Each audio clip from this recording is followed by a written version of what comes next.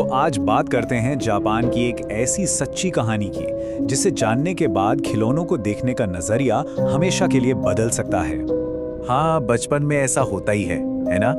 पर जापान में 1918 में एक ऐसी सच्ची घटना हुई जिसके बारे में जानकर शायद कोई भी अपनी डॉल को बेस्ट फ्रेंड बनाने से पहले 100 बार सोचेगा। तो चलिए समय में पीछे चलते हैं। साल 1918, जापान। कहानी के जो मेन किरदार हैं वो हैं 17 साल का एक भाई इकीची सुजुकी और उसकी छोटी बहन किकुको चान। किकुको बस 4 साल की होने वाली थी और उसका भाई इकीची उसे एक बहुत ही प्यारा सा बर्थडे गिफ्ट देना चाहता था। पर दिक्कत ये थी कि उनका परिवार बहुत गरीब था और इस बार तो किकुको ने जिद पकड़ ली थी कि उसे जन्मदिन पर एक सुंदर सी डॉल चाहिए जिसे वो अपनी सबसे अच्छी दोस्त बना सके। तो इकीची ने ठान लिया कि वो अपनी बहन की ये इच्छा जरूर पूरी करेगा।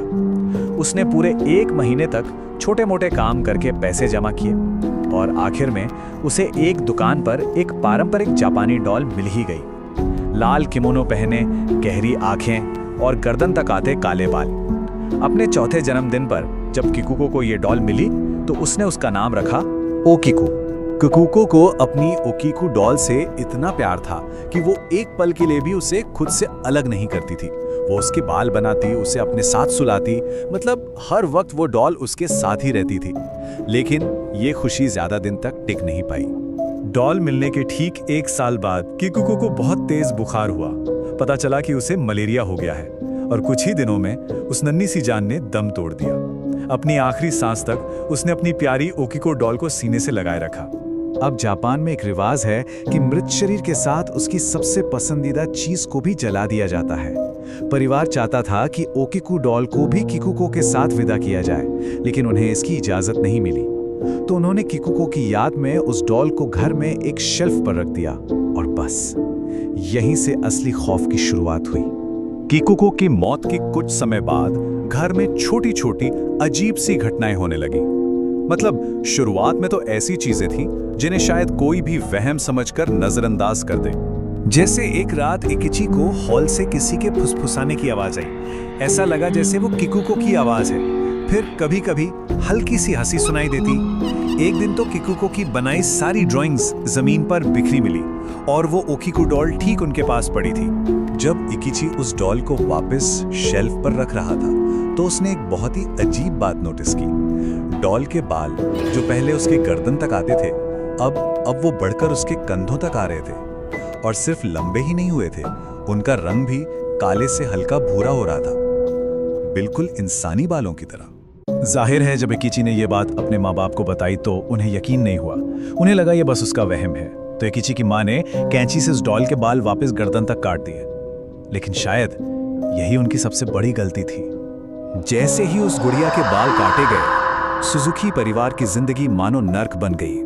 अब बात सिर्फ फुसफुसाहट या बुरे सपनों तक नहीं रह गई थी। अब खौफ ने उन पर सीधा हमला करना शुरू कर दिया था और ये आतंक कोई 1-2 दिन या महीने नहीं चला। सुजुकी परिवार ने इस खौफ को पूरे 20 साल तक झेला। हर साल जैसे जैसे किकुको के जन्मदिन की तारीख पास आती, घर में डरावनी घटनाएं और भी ज्यादा बढ़ जाती थीं। तंग आकर एक दिन उन्होंने फैसला किया कि वो इस डॉल से छुटकारा पालेंगे। इकिची के पापा उसे घर से दूर एक मैदान में जाकर दफनाए। उन्हें लगा कि शायद अब सब ठीक हो जाएगा, लेकिन उस रात कुछ ऐसा हुआ जिसने उनकी रूह कंपा दी। देर रात उनके दरवाजे पर जोर जोर से कोई दस्तक देने लगा। फिर वो आवाज किकुको की दर्द भरी चीख में बदल गई। आवाज इतनी तेज हुई कि पूरा घर हिलने लगा जैसे भूकंप आ गया हो। और फिर अचानक सब कुछ शांत हो गया, एकदम सन्नाटा। इकिची के पापा ने बड़ी हिम्मत करके दरवाजा खोला और सामने जो था उसे देखकर उनके होश उड़ गए। वो ओकिकू डॉल दरवाजे पर खड़ी थी, अपने आप चलकर वापस आ गई थी। वो चीखना चाहते थे पर उनके मुंह से आवाज ही नहीं निकली। फिर इकिची ने जो देखा वो भयानक था। उस डॉल के बाल तेजी से बढ़ने लगे और उसके पापा की गर्दन से लिपटने लगे।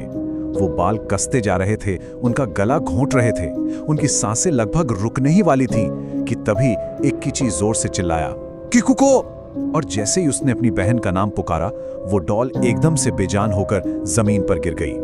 20 साल तक ये सब झेलने के बाद आखिर में सुजुकी परिवार ने हार मान ली उन्होंने उस डॉल को जापान के मन्नंजी बौद्ध मंदिर में दान कर दिया।